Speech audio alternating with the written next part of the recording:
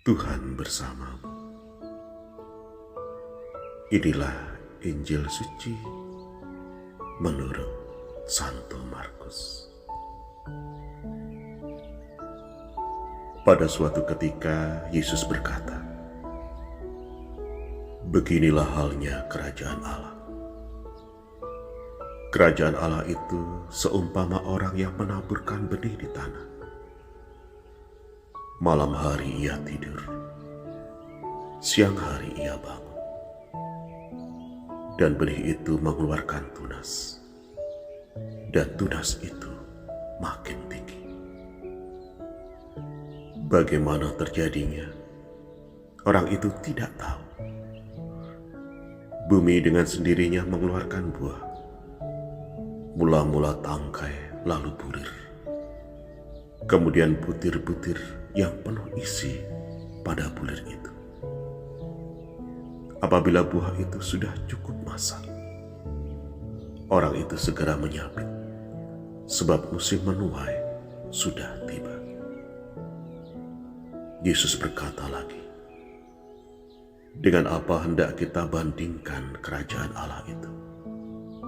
Atau dengan perumpamaan manakah kita hendak menggambarkannya?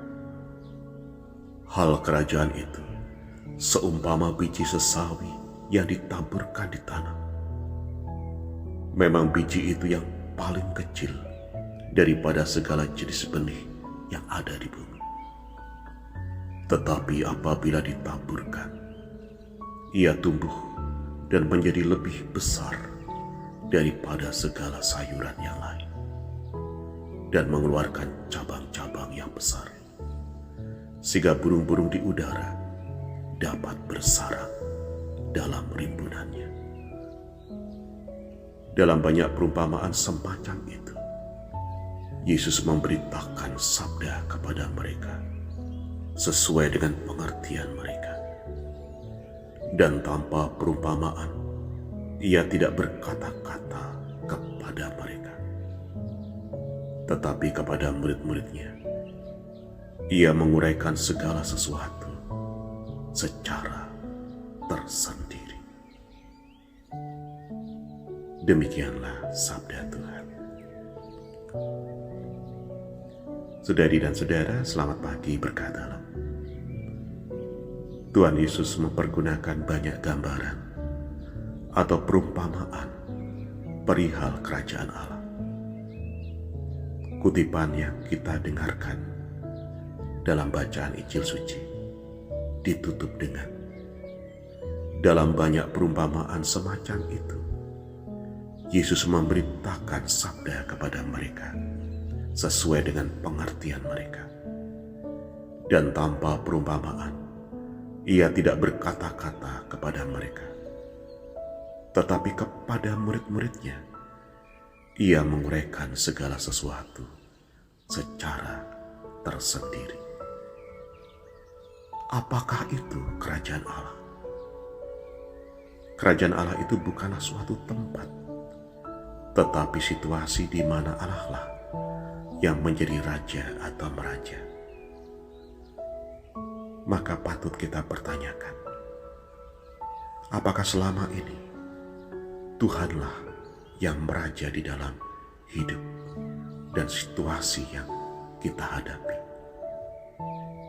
Maka kerajaan Allah bukan sesuatu yang kelihatan, apalagi dengan segala kebesaran istana dan kekuatan bala tentaranya.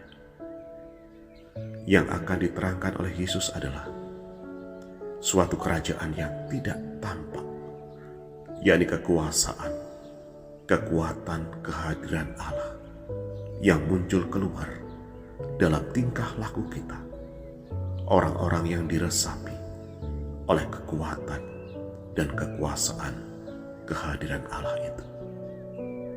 Dengan jalan ini, maka kerajaan Allah itu terjadi dalam kasih, kedamaian, kerukunan, saling mengampuni, saling menerima, saling berlomba untuk memancarkan kebaikan dan kehadiran Tuhan, di mana orang merasa diri diterima, berkembang, dan sebagainya.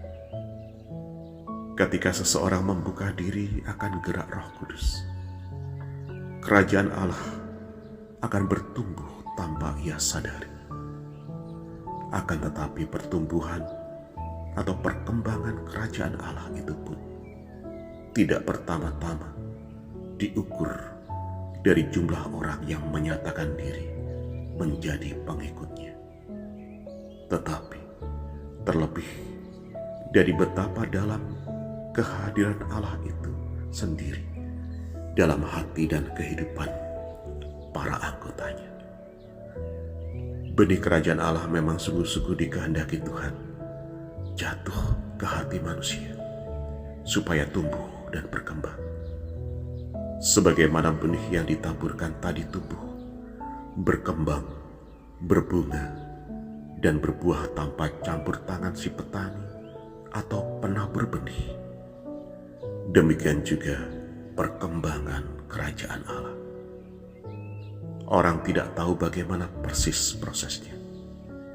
Ada kekuatan tersembunyi yang mengerjakannya, yakni kekuatan ilahi.